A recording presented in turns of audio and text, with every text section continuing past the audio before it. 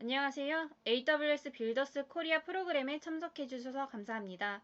저는 오늘 AWS 빌더스 코리아 200레벨 프로그램인 효율적인 컨테이너 환경 구성을 위한 아마존 EKS 비용 최적화 세션을 맡은 AWS 솔루션즈 아키텍트 박진희입니다.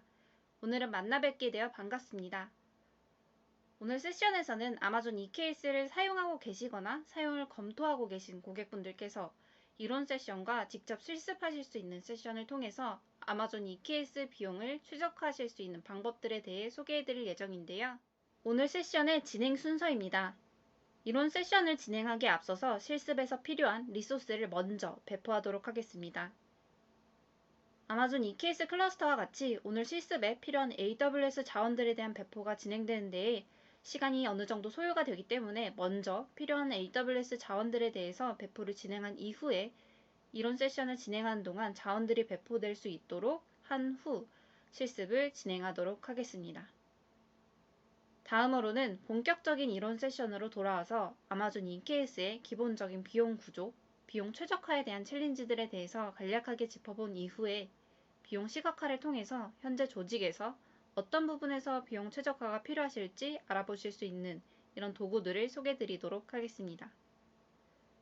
그 다음으로는 본격적으로 아마존 EKS에서 발생하는 비용 중 많은 부분을 차지하고 있는 컴퓨팅, 네트워크 비용에 대한 최적화 방안들을 같이 알아보고 이 중에서 일반적으로 많이 요청 주시는 부분에 대해서 실습을 진행하도록 하겠습니다. 그럼 이론 세션에 들어가기에 앞서서 실습에 필요한 자원들을 미리 배포하도록 하겠습니다. 그럼 실습 전 리소스를 배포해 보도록 하겠습니다. 사전 설정이 완료되면 왼쪽 아키텍처와 같은 자원들이 프로비저닝 됩니다. 먼저 리소스가 서울 이전 AP 노스트 이스트 2에 계신지 확인하시고 디폴트 VPC에 클라우드9을 생성할 예정입니다. 그 다음 클라우드9 IDE 상에서 EKS CTL이라고 하는 유틸리티를 통해서 EKS 클러스터를 생성합니다.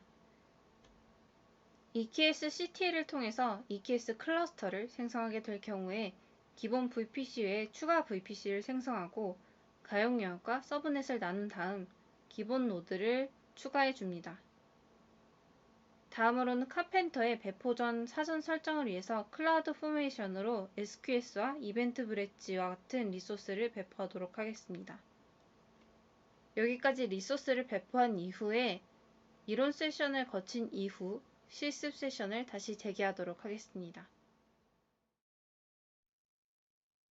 네, 그러면 EKS 비용 최적화 실습을 위한 리소스를 미리 배포하도록 하겠습니다. 오늘 실습 과정은 앞서 설명드린 가이드를 참조하셔서 배포를 진행하시면 되고, 오늘은 세션의 시간 관계상 0번의 사전 설정, 그리고 1번 비용 시각화 중에서는 1-1번, 2번 컴퓨팅 비용 최적화 중에서는 2-1번, 2-2번, 2-5번, 그리고 3번 네트워크 비용 최적화 중에서는 3-1번, 3-2번까지를 진행하도록 하겠습니다. 사전 구성 과정의 경우에는 EKS 비용 최적화 워크숍 가이드 중 0번 사전 설정의 0-2번과 0-3번을 참고하셔서 진행해 주시면 됩니다. 먼저 AWS 계정에 로그인한 후 상단 검색바에서 클라우드9을 검색해 접속합니다. 클라우드9 콘솔에서 Create Environment를 클릭합니다. 다음은 클라우드9 환경의 이름을 입력하도록 하겠습니다. 저는 데모고 EKS 클라우드9 이라고 입력하도록 하겠습니다. 다음은 밑으로 내려가서 인스턴스 타입 항목에서 M5 라지 옵션을 선택하시고 플랫폼은 아마존 리눅스 2, 타임아웃은 네버로 설정합니다. 나머지 항목은 기본값으로 두고 크리에이트를 클릭해 클라우드9 환경을 생성합니다.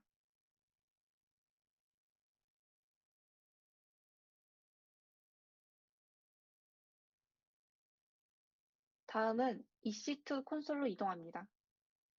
인스턴스 항목을 클릭한 후 AWS 클라우드9으로 시작하는 인스턴스를 선택합니다. 액션스 항목에서 Security, Modify IAM 롤을 선택합니다. Create New IAM 롤을 선택합니다.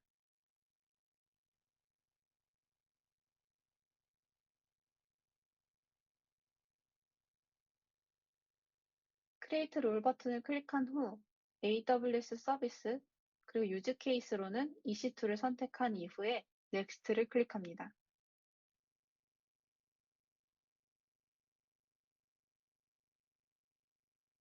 어드미니스트레이터 액세스라는 이름의 폴리시를 선택한 후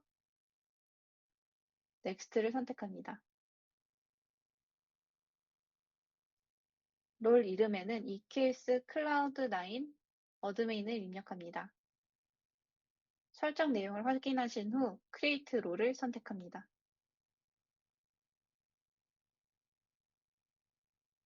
다시 Modify IAM 롤 창으로 돌아온 이후 새로 고침을 눌러줍니다.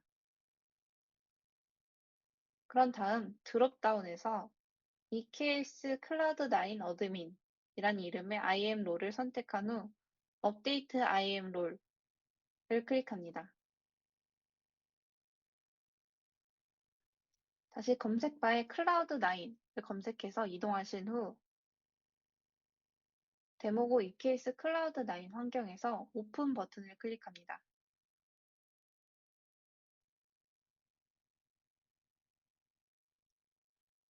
클라우드9은 화면에서 보실 수 있듯이 AWS 클라우드 환경에서 실행되는 IDE입니다. 오늘 필요한 리소스들을 클라우드9에서 명령어를 활용해서 프로비저닝 하도록 하겠습니다. 먼저 가이드에 나와 있는 명령어를 순차적으로 복사해서 클라우드9 터미널에 복사하도록 하겠습니다. 첫 번째는 AWS CLI 업데이트,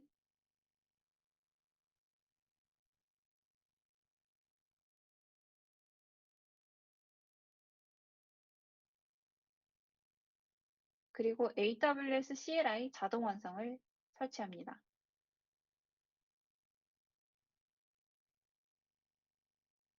다음은 쿠버네티스 클러스터를 관리할 수 있는 kubectl을 설치합니다.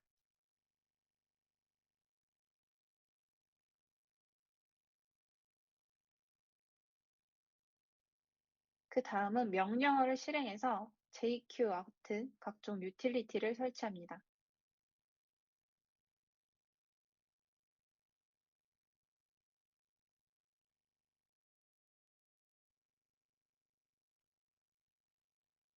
다음으로는 클라우드9 우측 상단의 톱니바퀴를 클릭한 후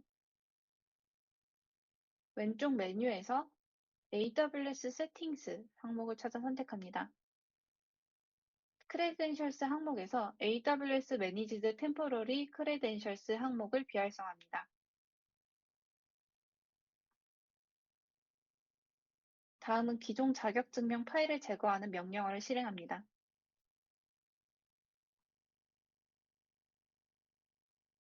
자격증명이 잘 설정되었는지 확인합니다.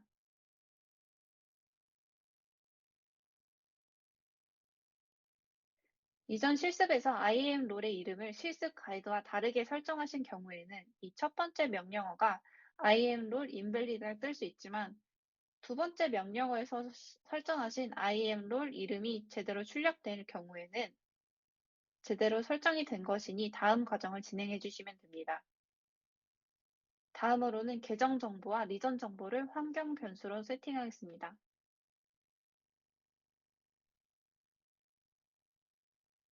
환경 변수를 배시 프로파일에 저장해 줍니다.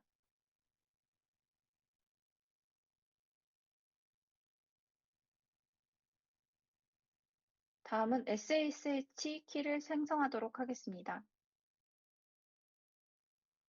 키 이름은 EKS 워크숍으로 생성합니다.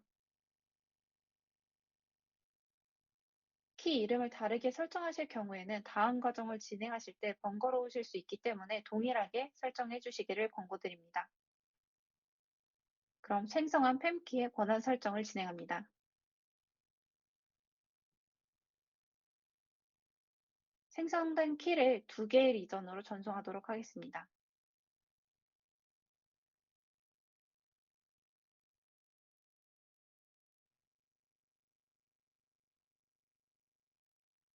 다음은 AWS의 KMS CMK를 생성합니다.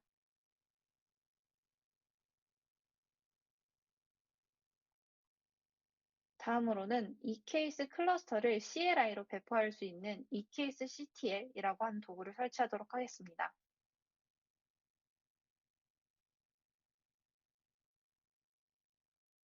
EKS CTL 자동 완성도 함께 설정합니다. 마지막으로 쿠버네티스 패키지 매니저인 헬름을 설치합니다.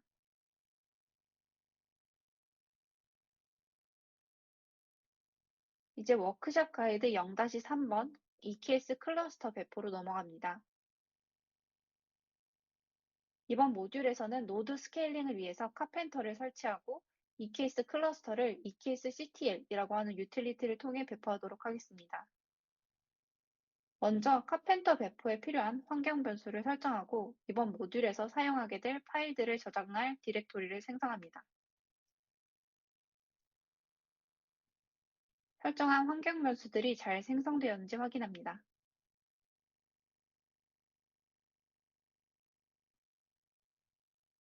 다음은 카펜터에서 사용할 인스턴스 프로필, IAM 폴리시, SQS, 이벤트 룰과 같은 리소스를 생성합니다.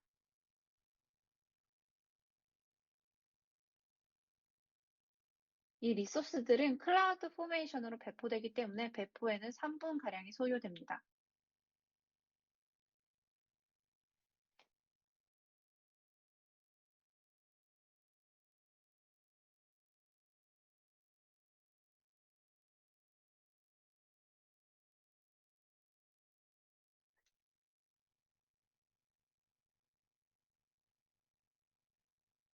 리소스들의 배포가 완료되면 EKS CTL로 클러스터를 배포하기 위해서 설정 파일을 생성해 줍니다.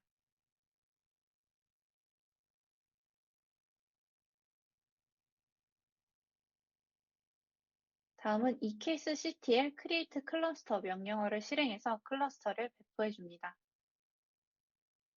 클러스터가 완전히 배포되기까지는 15분에서 20분가량이 소요되기 때문에 배포되는 동안 이론 세션을 진행한 후 나머지 실습 세션을 진행하도록 하겠습니다.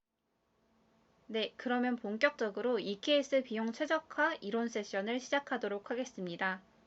첫 번째는 아마존 EKS 비용 구조입니다.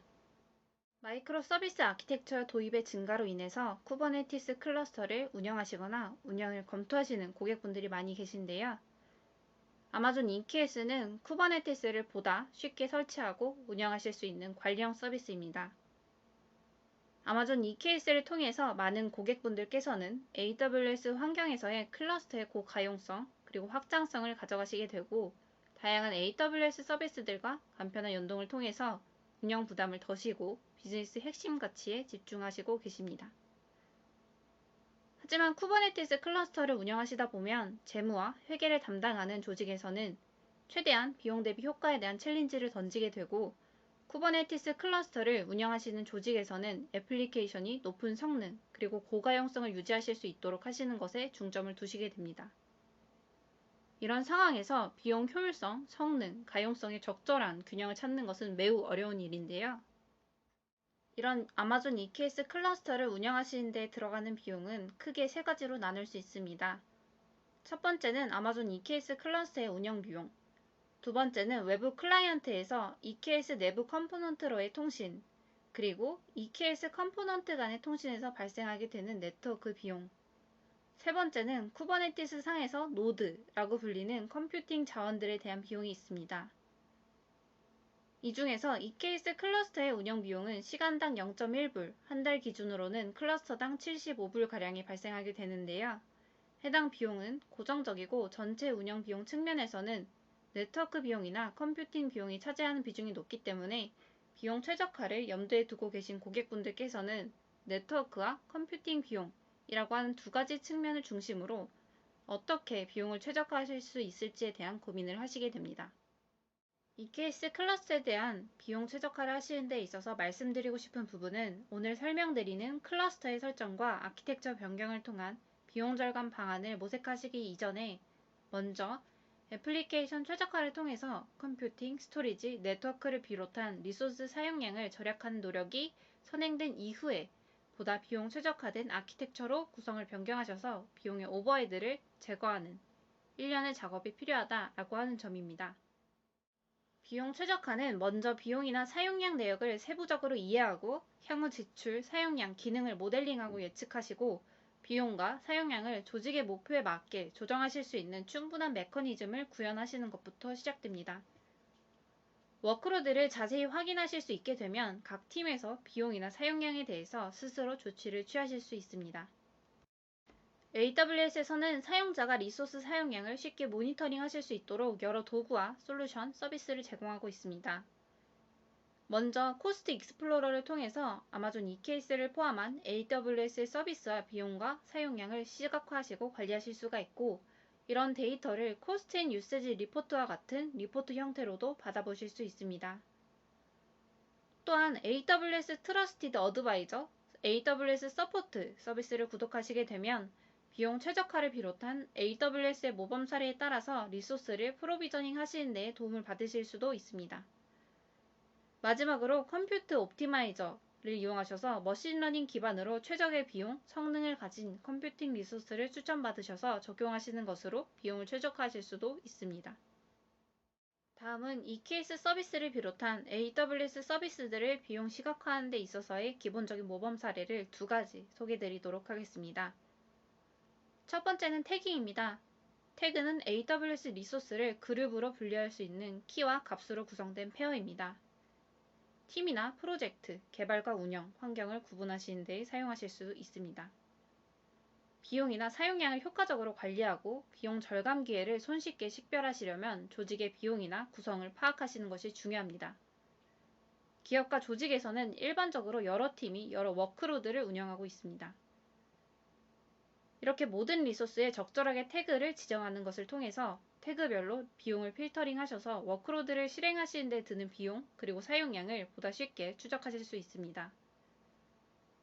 또한 AWS의 코스트 애노멀리 디텍션 기능을 통해서 머신러닝 기술을 활용해 이상 비용을 탐지하고 발생 원인을 분석하시는 것을 통해서 예상치 못한 비용이 발생하는 상황에 대해서 빠르게 대처하실 수 있습니다. 앞서서 AWS의 비용 모니터링 도구들 그리고 모범 사례들에 대해서 소개드렸는데요. 쿠버네티스 클러스터를 운영하시다 보면 쿠버네티스 리소스별 비용을 세부적으로 모니터링하고자 하는 니즈가 발생하시게 됩니다. 이런 경우에 사용하실 수 있는 도구가 서드파티 도구인 큐브코스트입니다. 큐브코스트는 클러스터에 배포된 프로메테우스를 통해서 수집된 데이터를 기반으로 비용 인사이트를 제공한 도구로서 클러스터에 대한 세분화된 가시성을 제공해서 파드, 노드, 네임스페이스와 레이블과 같은 쿠버네티스 리소스별로 비용을 분류하실 수 있습니다. 큐브코스트의 경우에는 EKS 클러스터 상에서 직접 구축하셔서 사용하실 수도 있고 마켓플레이스에서 구독하시는 형태로도 사용하실 수 있습니다. 오늘 소개드린 AWS의 자체 비용 시각화 도구 그리고 서드파티 도구를 활용하셔서 EKS 클러스터의 비용을 시각화하시고 비용 최적화 기회를 포착하실 수 있습니다. 워크로드에 적합한 컴퓨팅 리소스의 사용은 비용 절감의 핵심입니다. 앞서 소개드린 방법을 통해서 현재 비용을 인식한 이후에 컴퓨팅 비용을 최적화하실 수 있는 옵션들에 대해서 소개드리도록 하겠습니다. 아마존 EKS의 경우 업스트림 쿠버네티스와 마찬가지로 컨트롤 플레인과 데이터 플레인으로 구성이 됩니다. EKS 컨트롤 플레인의 경우에는 AWS의 관리 영역으로 고객분들께서는 비용 최적화를 위해서 데이터 플레인 영역에 대해서 비용 최적화를 하시게 된다라고 이해하시면 됩니다. 이런 EKS의 데이터 플레인을 시작하실 수 있는 옵션은 EC2 인스턴스에서 구동하는 자체 관리형 노드 그룹, 관리형 노드 그룹이 있고 서버리스 형태로 컨테이너 서비스의 컴퓨팅 자원을 제공하는 파게이트가 있습니다. EKS 데이터 플레인을 구성하는 노드의 컴퓨팅 자원을 절약하는 방법의 가장 첫 번째는 워크로드 특성에 맞게 컴퓨팅 자원의 구매 옵션을 선택하는 것입니다. AWS에서는 EC2 인스턴스를 포함한 EKS의 컴퓨팅 리소스에 대해서 비용 효율적인 요금 옵션을 매우 다양하게 제공하고 있습니다. 먼저 기본 옵션인 온디맨드의 경우에는 최소 약정이 필요가 없고 시간 단위의 컴퓨팅 용량에 대한 비용을 지불을 하는 옵션입니다. 항상 사용하시는 베이스라인 트래픽의 경우에는 세이빙스 플랜, 혹은 예약 인스턴스 등의 약정 할인 프로그램을 활용하시게 되면 온디맨드 요금보다 최대 75%가량 할인된 요금을 제공받으실 수 있습니다.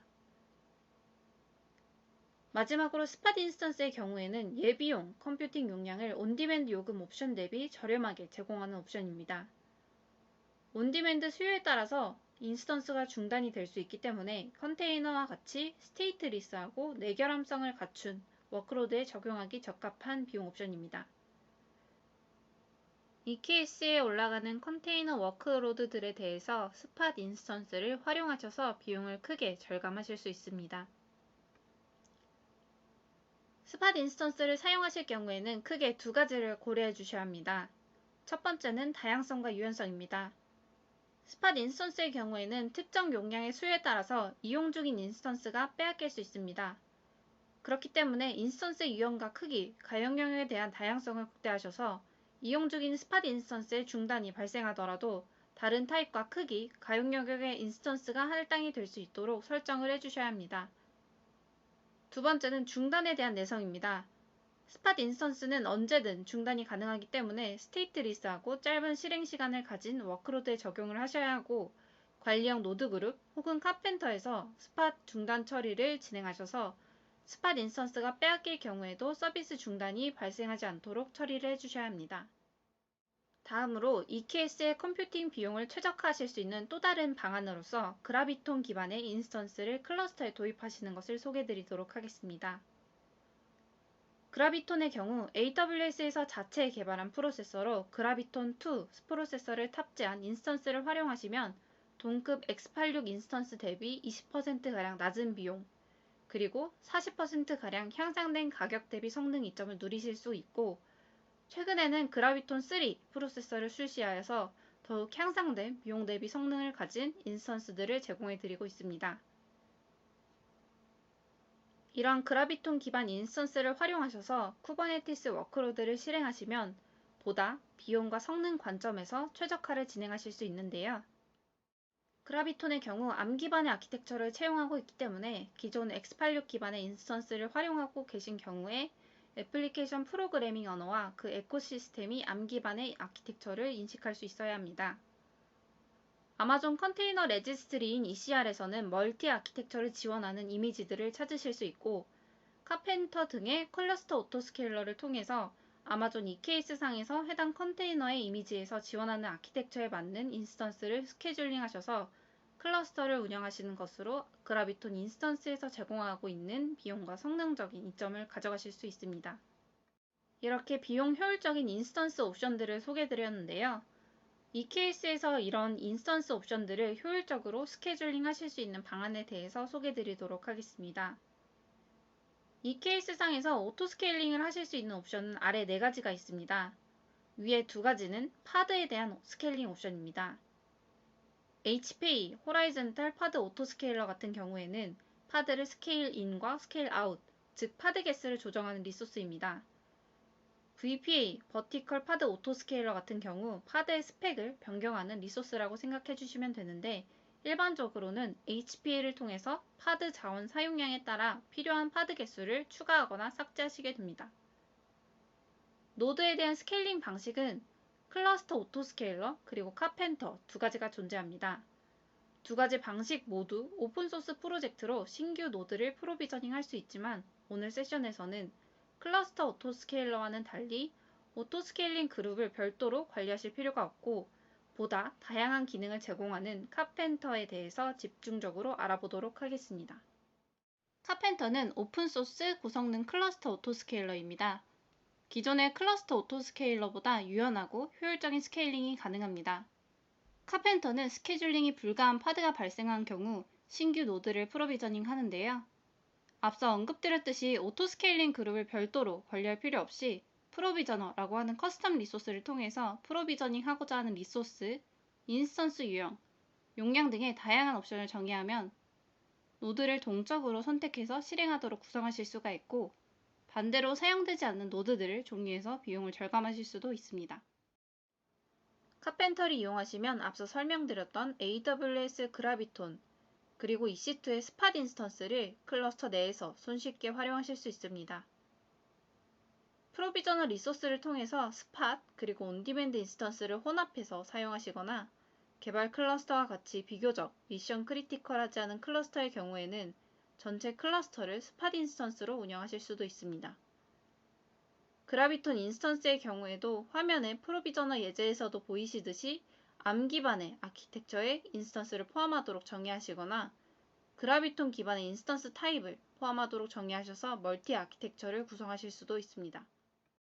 또한 기존 클러스터 오토스케일러의 경우에는 트래픽과 리소스 사용량의 증가로 파드가 확장이 되어서 노드가 스케일 아웃한 이후에 일정 시간이 지나고 파드들이 다시 종료되어서 각 노드의 자원 활용률이 낮아졌음에도 불구하고 해당 노드에 실행되는 파드가 남아있게 될 경우에 노드가 스케일링하지 못하는 빈 패킹 현상이 있었습니다. 카펜터에서는 프로비저널을 정의하실 때 컨솔리데이션이라고 하는 옵션을 활성화하시면 자원 활용률이 적은 노드들을 새로운 노드로 통합해서 자원의 활용률을 높이고 비용을 절감하실 수 있습니다. EKS 클러스터를 운영하시다 보면 개발 클러스터 혹은 어드민 클러스터와 같이 업무 시간에만 사용량이 활발하고 밤 시간대나 주말에는 사용량이 적다라고 하는 일정한 사용 패턴이 있으신 경우가 있습니다. 이런 케이스에서는 사용량이 적은 시간에는 최소한의 리소스만 유지하시도록 리소스를 줄이고 싶어 하시는 니즈가 발생하게 되는데요. 이 케이스 클러스터에서 특정 시간에 리소스를 스케줄링 하실 경우에는 캐다를 활용하실 수 있습니다.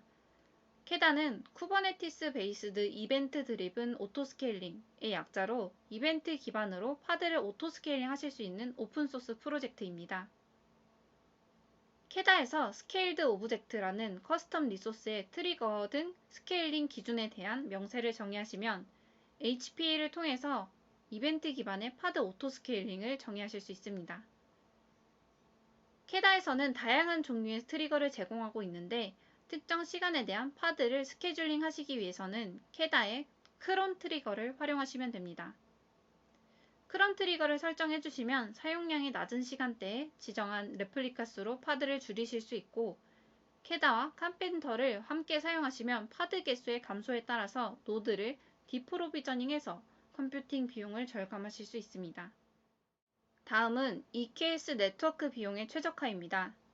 네트워크 전송 요금은 EKS 클러스터를 운영하실 때 간과되는 경우가 많습니다. 네트워크 요금을 이해하시는 것으로 EKS 워크로드의 비용을 절감하실 수 있습니다. AWS에서는 인터넷과의 통신, 리전 간의 통신, 가용 영역 간의 통신에서 전송 비용이 발생하게 되는데요.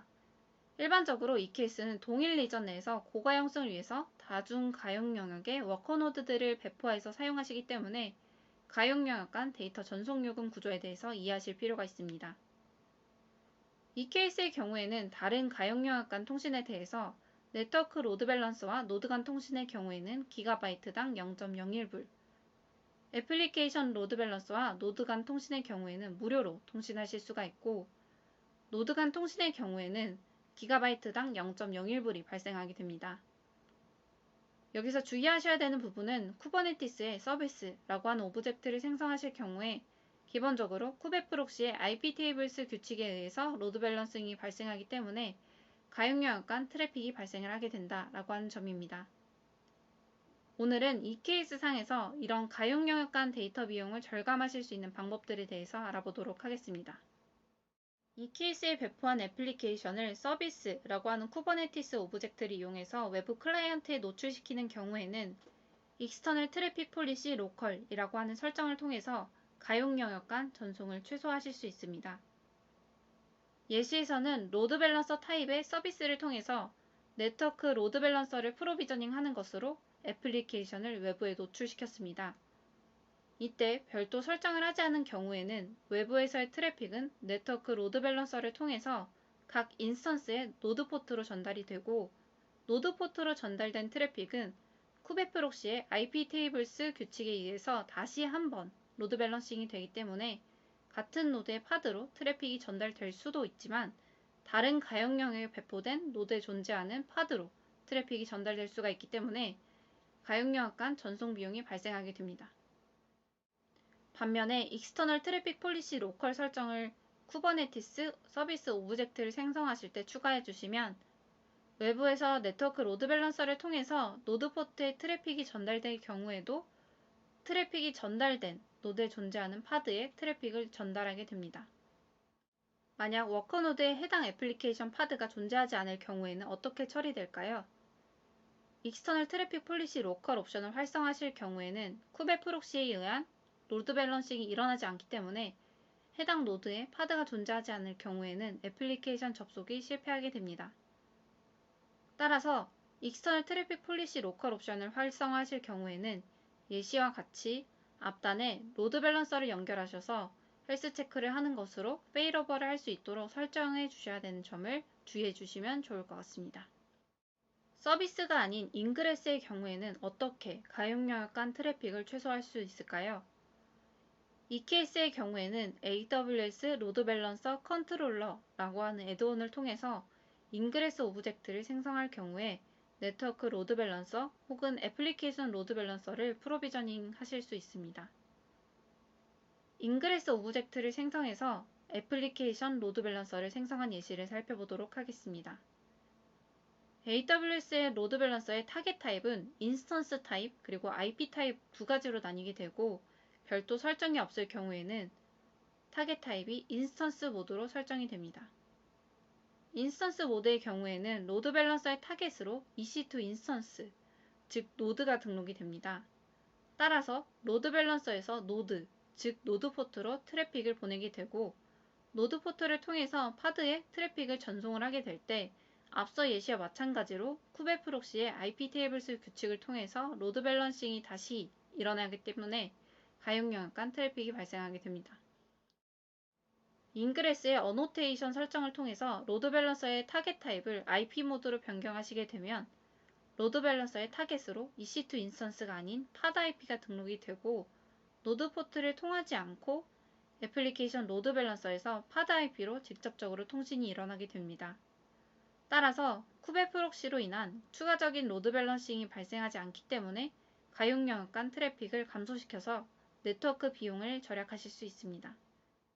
하지만 외부 클라이언트에서 로드 밸런서를 통해 접속한 트래픽 외에도 클러스터 IP를 이용해서 통신하는 클러스터 내 서비스의 트래픽의 경우에는 여전히 쿠베 프록시를 경유해서 통신하기 때문에 가용 영역 간의 비용이 발생하게 되는데요. 이렇게 클러스터 내부 서비스 간 통신의 경우에는 쿠버네티스 네이티브 기능인 토폴로지 어웨어 힌트를 사용하실 수 있습니다. 토폴로지 어웨어 힌트는 쿠버네티스 1.24 버전부터 별도 설정 없이 서비스에 어노테이션을 추가하시는 것으로 활성화하실 수 있는 기능이고 업스트림 쿠버네티스를 그대로 지원하는 아마존 EKS에서도 동일하게 적용하실 수 있습니다. 화면의 예시는 쿠버네티스 서비스의 클러스터 IP를 이용해서 클라이언트 파드에서 서버 파드로 패킷을 전송하는 예시입니다. 쿠버네티스 서비스의 클러스터 IP로 전송한 패킷은 각 노드에서 실행되는 쿠베 프록시가 설정한 IP 테이블스 규칙에 의해서 로드 밸런싱 되고 서버 파드로 전송이 되어서 가용 영역 간 통신이 발생하게 됩니다. 토폴로지 어웨어 힌트 기능을 적용할 경우에는 클라이언트 파드가 위치한 가용 영역의 서버 파드로만 패킷을 전달하게 됩니다. 다만 토폴로지 어웨어 힌트가 실제로 활성화되기 위해서는 몇 가지 조건이 필요하기 때문에 주의해서 사용하셔야 되는데요. EKS 클러스터에 토폴로지 어웨어 힌트를 적용할 경우에 가장 중요한 조건으로서 각 가용 영역마다 필요한 최소한의 파드 개수를 충족하는 것이 있습니다. 파드가 한쪽 가용 영역에만 치우쳐 있는 경우 토폴로지 어웨어 힌트 기능으로 인해서 파드 개수가 적은 가용 영역에 존재하는 파드들이 과한 부하를 받는 것을 방지하기 위해서입니다. 자세한 제약사항과 주의사항에 대해서는 화면 아래의 링크를 참조 부탁드리겠습니다. 토폴로지 어웨어 힌트 기능이 적용되었는지 확인하기 위해서는 서비스가 생성될 때 같이 생성되는 엔드포인트 슬라이스의 상태를 살펴보면 됩니다. 엔드포인트 슬라이스는 서비스를 통해서 패킷을 전달받아야 하는 파드의 정보가 포함되어 있는 쿠버네티스의 오브젝트입니다.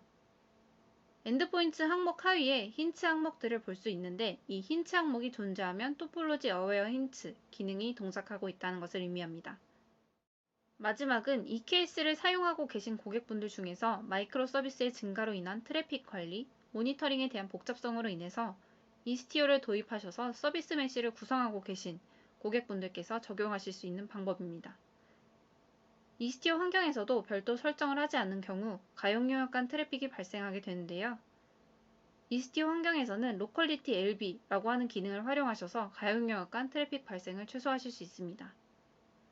로컬리티 LB를 활성화하기 위해서는 메시 컨피그라고 하는 커스텀 리소스의 로컬리티 LB 세팅을 활성화하시고 데스티네이션 룰이라고 하는 커스텀 리소스에서 아웃라이어 디텍션 값을 설정해 주셔야 합니다.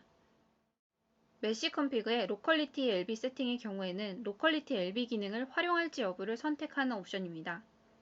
이 옵션은 기본적으로 활성화가 되어 있기 때문에 별도로 설정하지 않으셔도 됩니다.